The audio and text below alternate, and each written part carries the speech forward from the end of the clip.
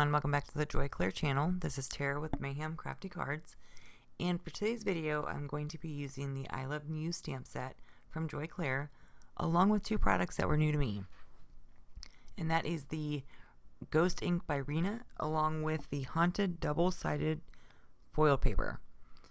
That's a little bit of a tongue twister. So I already went ahead and made a background using this foil, but I want to show you guys kind of how I did it. I already went ahead and stamped and colored my little drunken cat, and he was super easy to color and to a fuzzy cutout. So what I did for my pattern paper was I took the Ghost Ink along with that foil sheet and placed it in my Misty, and I'm going to take that wedge of cheese and just kind of randomly place it on that sheet. Now, when you first stamp this, it's going to look like that you really don't get a lot of ink. So you have to double stamp. That's why I like using that Misty, because I wouldn't be able to stamp back in that same spot if I didn't use that. So as I go to stamp this, you'll see that you don't really see a whole lot at first. But then when I do that second stamp is when you're really going to see it. So I just did this very randomly along my whole foil sheet, and I do end up cutting this down because I wanted a black border. So now as I'm stamping that second go, you'll see where it picked up that foil paper. So with this, what you want to do is make sure after you stamp your images that you take either a paper towel or a microfiber cloth and go over the top of that.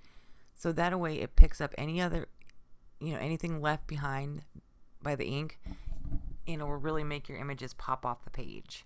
So I just showed you guys how I did 3 wedges of cheese for this one, and then I'm going to go ahead and put my card together for you, because like I said, it's pretty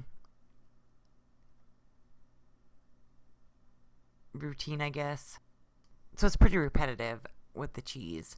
It's just making sure that they go in different directions. At least that's what I wanted to do. You can do anything you want to do with that ink, which makes it really nice, because I could easily stamp my sentiment with that, but I chose not to because I really wanted it to be a nice bold black sentiment, even though I did stamp on that foil paper. So now you'll be able to see how I put this card together, which, after you stamp your cheese out, you will see. Now you can see where I used that paper towel and went across that sheet, and those images just popped right off the page. So I thought it was a lot of fun. Now what I did with my panel that I'm using for my background, I kind of left it sit a little too long, and you could see some of that orange pop through, which I thought was nice. So I'm just going to line this up on my card base, which is 4 1/4 by 5 1/2. And everything I did was I just glued everything down with some liquid adhesive, but I did pop my cat up because it just seemed a little too flat to me. So I took some double-sided foam squares and kind of just placed them in random places on the cat.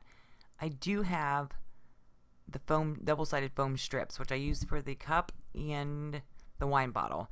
I tried to use it for his tail, but it just wasn't sticking the way I wanted it to. So I'll later pull that off. But this was so quick and so easy, just with the stamp set, the foil paper, and that ink. You can create some pretty awesome backgrounds with that ink. You can use any stamp with it. It doesn't have to be a certain stamp set, So I'm going to go ahead and finish putting all my foil, or my foam tape on my cat and get him adhered to that sheet. And I just like how reflective that is, but yet you can still see all those little slices of cheese. So it was very fun to play with a new product that I've never used before. So as I'm trying to figure out where I'm going to place him, he kind of just fell right down into place. So my sentiment for this set is, the sentiment for that step is, it's only a birthday, honey. Now dry those wrinkly little eyes, which I thought was hilarious. I mean, who does not stress about birthdays anymore? I just thought it fits so well with this card. So I did go ahead and stamp that right on to that foil background. Now I did set it aside for a minute to dry because I wasn't sure if it would smear, and I didn't want to take that chance since I already had everything adhered to my card front. So now what I'm going to do is adhere that to my card base, which I use some craft cardstock because I didn't really want to take away from that background or that black border. And you can easily stamp on the inside of this card too. Sometimes I finish the insides, sometimes I don't. So it just kind of depends on, you know, who I'm giving this card to. Sometimes I just leave it blank. So I'm going to go ahead and adhere that. And that is all for my card today. Thank you guys so much for watching. I'm going to be inserting pictures at the end of this video. Be sure to check out Joy Clair and have a fantastic weekend, guys. Bye.